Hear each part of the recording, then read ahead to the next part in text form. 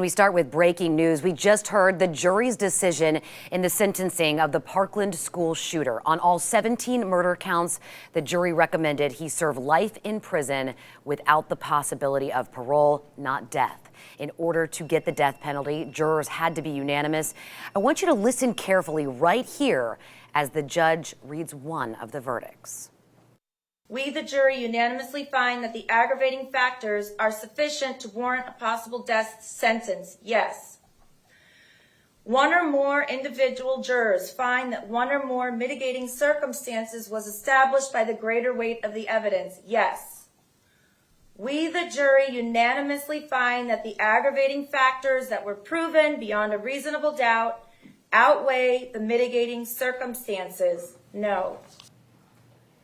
And we heard that on each of those counts, Liz. Liz Crawford joining us now. You've been covering this since the very beginning, since Nikolas Cruz pleaded guilty last year. And that was something right there, that last line, something that confused a lot of people. Well, because of his guilty plea last year, this trial has only been about determining his sentence, life in prison or the death penalty. And this verdict all boiled down to whether the aggravating factors outweighed the mitigating circumstances. So let me explain what exactly that means. So this 12-person jury found that what Nikolas Cruz did to be heinous, atrocious, cruel. They found the murders to be cold, calculated, and premeditated. They even all agreed that the crimes warrant the possible death sentence.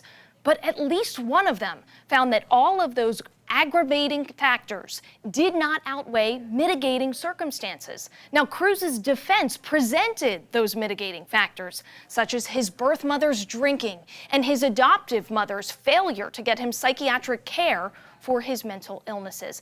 Now, legal experts that I talked to have all along said that the threshold was very, very high to get the death penalty. Because if even one juror found that fetal alcohol spectrum disorder or mental illness led to these acts, then the death penalty was off the table, and that's what we saw happen today. Yeah, and as each juror was polled, they polled all of them. You know, I said one of them tearfully said yes, and it was interesting to hear how, you know, some very firm in their yes, this is my verdict, but it's not quite over. The judge did not impose that sentence today, Liz, and they're going to have to be back in court on November 1st. And the families looked very emotional in that courtroom today. Yes, they did. And Liz, you will be staying on top of this, of course, for all of us, and we will have much more for you starting tonight on 10 Tampa Bay at 5. Liz, thank you.